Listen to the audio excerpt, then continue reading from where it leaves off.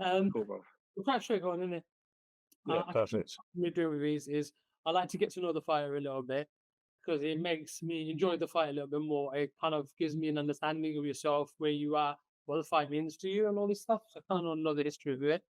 Yeah. Uh, First question I'm gonna ask is, how did you get into MMA? Why or jiu-jitsu? How did you get into that? What was the reason? So I've been into MMA probably like the last 12 years. As a kid, I did kickboxing, amateur boxing, Thai boxing, and then I just floated around, and then I found Silverbacks MMA in Canterbury with my coach Paul McGinnity. Uh, been like the same core click since like 2013, 14. And yeah, I fell in with them guys. I did a bit of MMA back in the day when I was a white belt, and it really worked for me. And then I just really love jujitsu, so I trained a lot of jujitsu. I really got into it. Went up through the years, leveled up, and then I got to a point the other year. I was 37, and I was thinking, I was had a lot of lads on shows, and I was thinking I really want to have another go before I'm too old. So I got permission from the wife, and yeah, she said you can have another couple of fights. So yeah, I got back into the MMA after a long, long time out. I come back last November. I had an amateur bout against a guy, Clark Morris, fighting show at Cage Collision in Maidstone. Submitted him in the first round. And then I had the opportunity to fight on Fusion Fighting Championships under excellent promoter Ricardo de Silva. I fight a guy on there, journeyman Cyrus Stark, and yeah, I mean you've seen the clip. I put him out in 20 seconds. He weren't really my level. And then I'm 38 now, and I was like, I really want to just, I want to keep going until I lose, or until my body tells me I can't go. I want to see how far I can go. Take the risk and really enjoy it, and that's what I'm doing. I'm just enjoying it. So yeah, that's kind of where I'm at. Yeah, I love the way that you said to him. He's like glazed over it. I had to ask the boss in it that I could Yeah, fight again because yeah, yeah. No, I do everything through the boss, through the wife. So everything's agreed with her. So but it's one of those, isn't it? Like if you're fighting, there's so much that the family's got to get involved in terms of supporting, the sacrificing, and all of that. So then you no, need people on board, right? yeah, yeah, 100%. And yeah, I mean, having a family on board, I'm trying to make them proud as well. So that's what I'm out here for. So you've been in the sport for a while, right? Like you've got a lot of experience. Like you told me Yeah. your job, and you've been around combat sports, striking, jiu-jitsu, all that kind of stuff. Do you feel you're in a good place in terms of like you mash up those all the disciplines and all the skills and everything that you learned? So you're in a good place in terms of the level that you're at right now. That makes Yeah, sense. yeah, yeah. I think I'm in a good place. I mean, putting skills together for MMA, it's a different ballpark. I mean, a lot of people are like, "Oh, it's a BJJ black belt. It's a BJJ black belt," but BJJ is not MMA. MMA grappling is not BJJ. Like I've rolled with far better BJJ people than me that I've destroyed in MMA. So yeah, it's combining the skill sets. It's combining what you need. The same with Thai boxing. I train with really good Thai boxers. We've got a Southern area champion, Jake Bennett, in our gym. Oh, mate, the kid kicks like an animal, but that I can't go too far into that style because that's not MMA either. So it's taking what works and blending. And I feel like I'm in a good place. Like I've got my boxing, I've got my wrestling, and then I've got the elements of my jiu-jitsu that I think I can use. So yeah, I do feel good with what I've got. But that's the skill level as well in itself. You know, like for example, taking let's say a Muay Thai technique or taking a K1 technique and like you said, jiu-jitsu and then evolving it into your style. Do you know what I mean? Yeah, Skill in itself. yeah, no, 100%. So it's trying to evolve what works for me, and yeah, I've been around it a long time. I know what I'm good at. I know what I'm not. And yeah, I In just try and terms of enjoy it. right now, what was the reason? What was the buzz that kind of made you want to do this again? Made you want to So, go the MMA again? I mean, Silverbacks MMA, like we're a smaller gym out of Canterbury, but we're putting lads on shows. So we have guys on Cage Warriors, a lot of guys on Cage Warriors Academy, other pros, and I just, like that risk. Like I just thought, if I don't have another couple of fights, I might regret it. I didn't want to be a what if guy, so Yeah, I didn't want to be a what if I had a couple of pro fights, or what if I had tried a bit harder. So I thought I'm not going to be a what if guy. I'll have a go, and I'll take the risk. If it don't work out, at least I know I took it. yeah, Mm. exactly. Exactly. Why not? I'm not gonna respect that. So you had a few fights now, two, right? Yeah. That you two. How did you feel in those two fights? Like in terms of the first one, and then the progress you made in the second one? Because once you kind of into it, every fight you just get better and better, right? Yeah, so the first one coming back was really nerve-wracking. Like, it'd been a long time since I've done sort of any competition. It was really nerve-wracking, and the performance weren't the best, to be fair. Like, even when I was in there, I was nervous. The second time back, different ball game, I felt violent, and when I feel like that on fight day, like, I know I'm gonna fight. And yeah, the second one, I just felt, yeah, I felt like, yeah, this is what I love. This is what I enjoy doing. And I think that's a big part of it. You've got to enjoy this and you've got to love it. When you enjoy it and you love it, it's so much better for the mental space, like the approach you're going to take.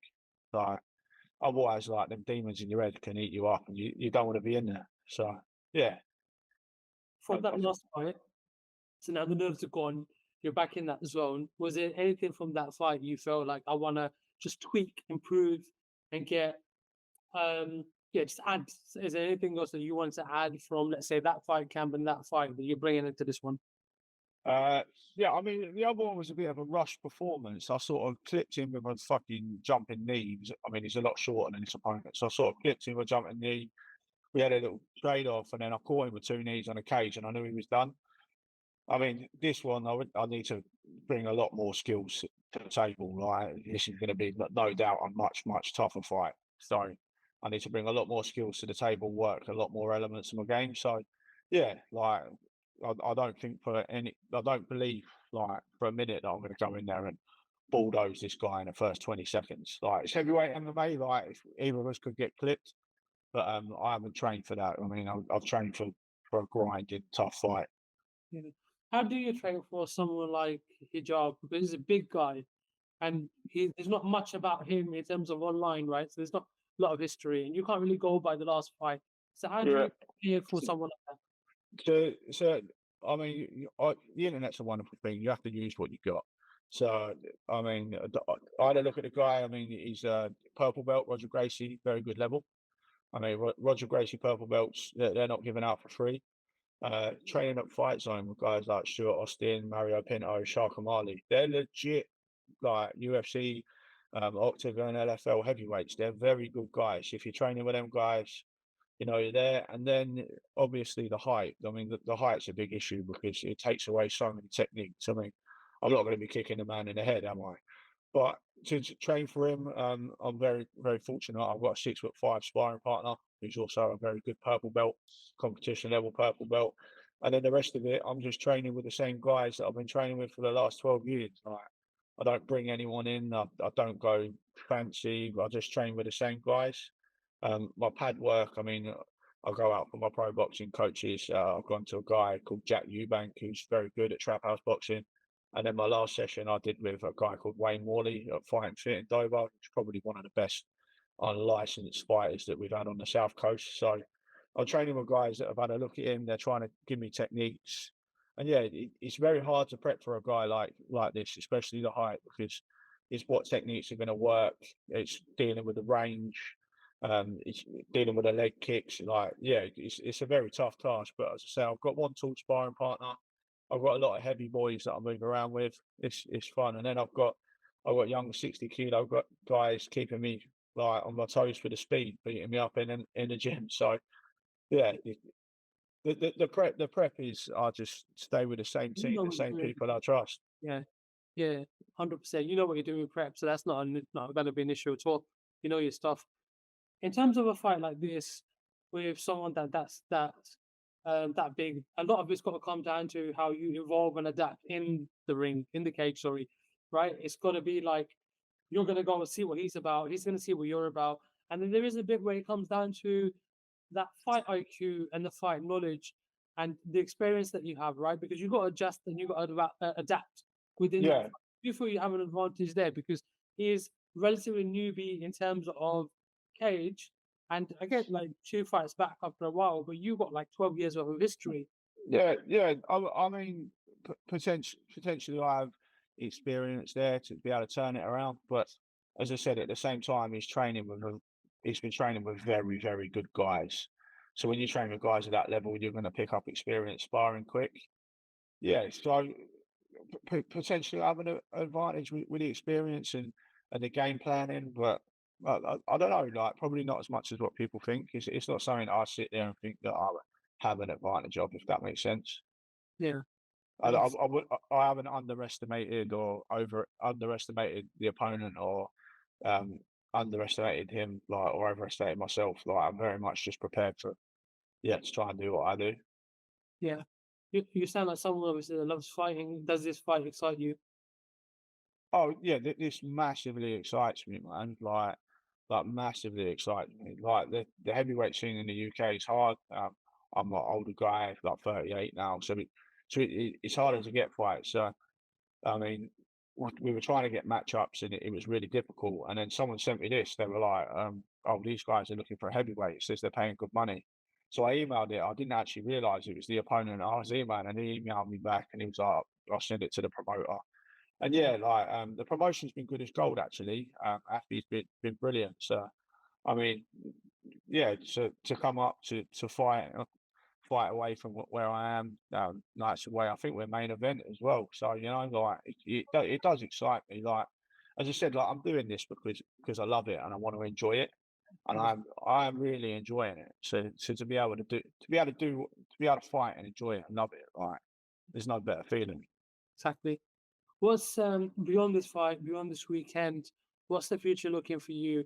What other kind of fights are you looking for? What other opportunities are you looking for? I mean, I wanna fight on a big show. I've told my wife I'll be retired by 39, no more fights. So I want a big show. So Yeah.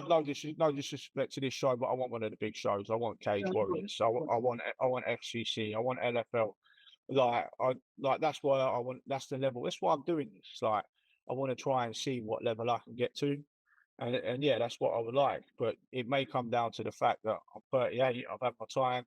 I may come unstuck on Saturday night, and yeah, that'd be it. To be fair, so I'm just coming to see it. I'm not looking to get to the UFC. I'm not looking for a massively long career, but I'd like a couple of fights on a big show, like the big venue. But yeah, that's why I said I'm doing it. I'm taking that risk because I'd rather not have the what ifs.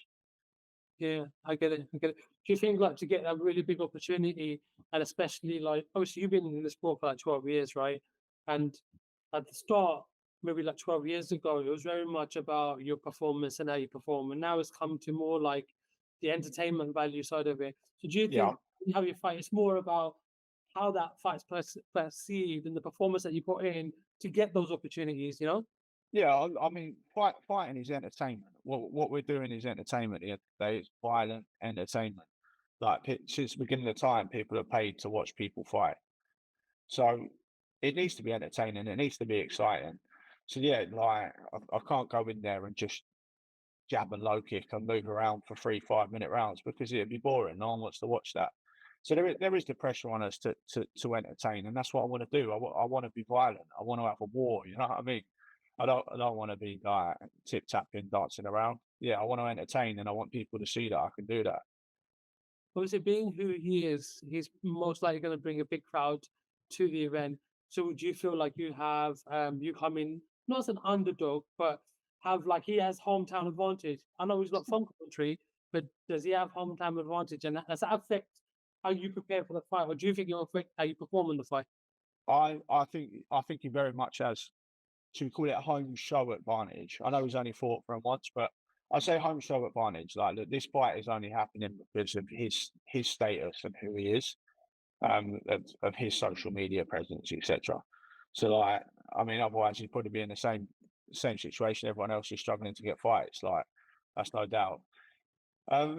Yeah, I feel he's definitely going to have a home show advantage. I think. I mean, I watched the crowd from the last one, but it seemed very respectful. The crowd. Am I bothered by it? Not in the slightest. When the cage door shuts, like it's just me and him and the ref, innit? Like at the end of the day, like none of them people cheering can do whatever to me. Like if you think calling me names or booing is going to stop my jiu-jitsu, nah, my jiu-jitsu don't stop. So yeah, like he's definitely got the home show advantage. Like I imagine he's going to walk in second. He's going to get better cheers than me, but I want to go out, entertain, put on a show, and hopefully the crowd after are like, yeah, this man got it too. So Excellent. that, that's my goal. Excellent. So before we end this, send a message out to those people that haven't seen you fight, Jay. What can they expect from you come Saturday? Um, I'm just out here. I'm just a man trying to live my dreams. So I'm going to give it everything. I'm going to entertain, and obviously I'm going to come out swinging. Like if I die on my shield, I die on my shield. But I'm here for war. I'm here for violence. I'm not here for 3 rounds of fast-paced MMA. I want violence.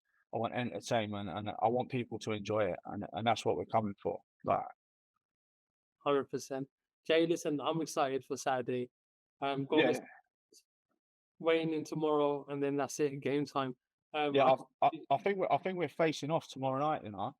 oh yeah, Yeah, I don't know. I don't know what's happening, but yeah, I think they want to do a face off tomorrow night. So yeah, that would be yeah, epic. That would be wicked. Well, I'm not sure if I'm there tomorrow night. So if I don't catch you tomorrow night, I didn't know about the face off, so I might try to get down there. If I can't get there tomorrow night, Saturday, 100%. I'm proper looking forward to this. yeah, definitely. We'll catch up. We'll get a cup of tea. 100%. Yeah, yeah, definitely. Take it easy, my brother. Awesome. Thank you very much. Yeah. Thanks. Bye. Bye.